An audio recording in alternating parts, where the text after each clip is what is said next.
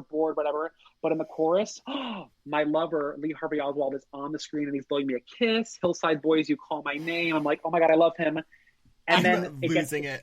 It gets to the breakdown, and in the breakdown there's an instrumental break, and it's a voiceover of me saying, "Oh Lee, if you love me, if you really love me, take the shot." And I run off stage, red confetti cannons, JFK dies. I come back on and I'm covered in blood, and I do the final chorus, crying and emotional because he loves me, and I'm really in love. I'm finally in love. I did it.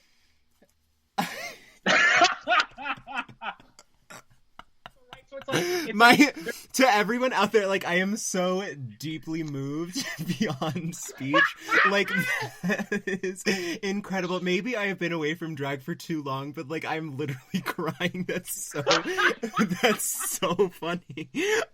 And like, that is the genius of drag. Fuck, like, that really gets at the gist of just like, it's the confluence of like, of satire and history and like pop culture. Like, that is, it's perfection. I am truly furious with myself for not coming out to Chicago earlier and seeing you guys do all this stupid shit, because like, every time I hear about stuff like this, like, I can't believe I'm missing out, because that is one of the funniest things I've heard. That's like the like one of the deepest, most genuine laughs I've gotten in the past like 6 months. I'm good. I'm glad. I can help. I need to see that in person. You have to revive it, or we'll find a video of it somewhere. That is, brilliant. I think when we're all back in the clubs, I know personally I'm gonna do it, but I think everyone should just do their greatest hits for the first couple months. You know I do have a greatest hit that I'm bringing back.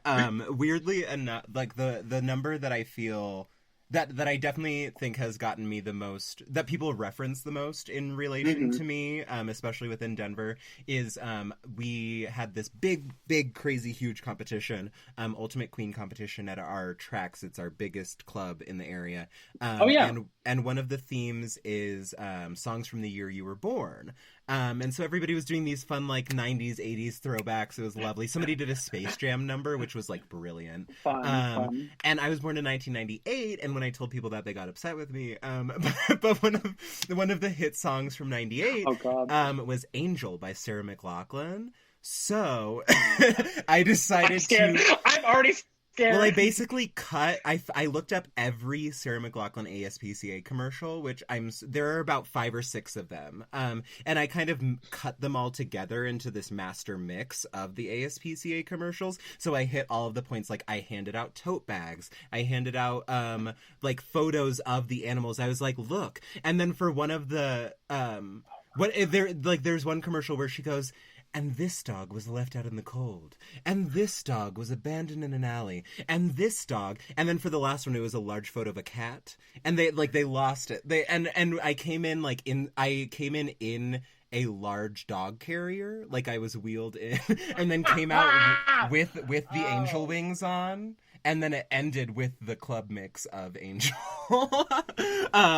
It's so funny that, like, the dumb, deeply conceptual numbers are what people absolutely cling to, like, with their heart and soul.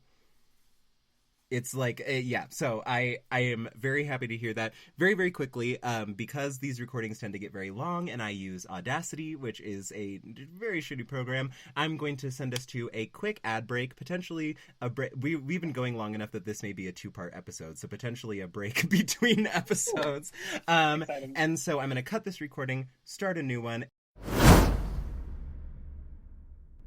I hope you enjoyed the first half of that conversation with Masha Potato. The second half, of course, will be posted on Wednesday, so please stay tuned for that. Make sure you are subscribed so that you don't miss a thing. And please make sure to like and rate and review and, leave positive feedback wherever you possibly can, as well as sharing this podcast with people you know who may enjoy it and who may also like to subscribe. I would love if this podcast got in front of more people's ears. That would mean a whole lot to me.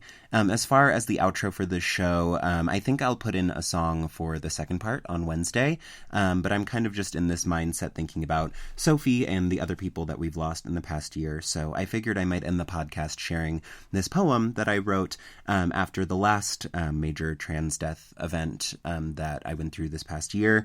Unlike a lot of my other poetry, this one, when I go back and read it, it still rings true to me. It still feels correct. So I figured I might share it. Hopefully you get something out of it. This is untitled as well. Whose death will I learn of next, by phone call or in person for the first time? There is the potential in this particular apocalypse for each of us to die in painfully private ways. Suicide, illness, car crash, heart attack, more and more likely to occur while alone. More and more likely that your obituary will never be printed. More and more likely to have crowdfunding established in your name. And for who? Money and gold are already a pointless waste here on Earth. I don't believe in the drachmas. My eyes will have buttons on them when I arrive at the sticks, so that I can fix my coat later on. Or maybe shells? When those were traded in currency, the deaths around you, more often than not, were done out loud, experienced by those near, mourned on the ground. So that was the poem. I am sorry to leave this podcast on such a somber note, but it's a somber sort of week. And I will talk to you guys again on Wednesday. Mwah. This podcast is produced by me, Dion, all by myself. Oh God, please help me, it hurts. And the theme is Mama Look a Boo Boo by Harry Belafonte. Please don't sue me.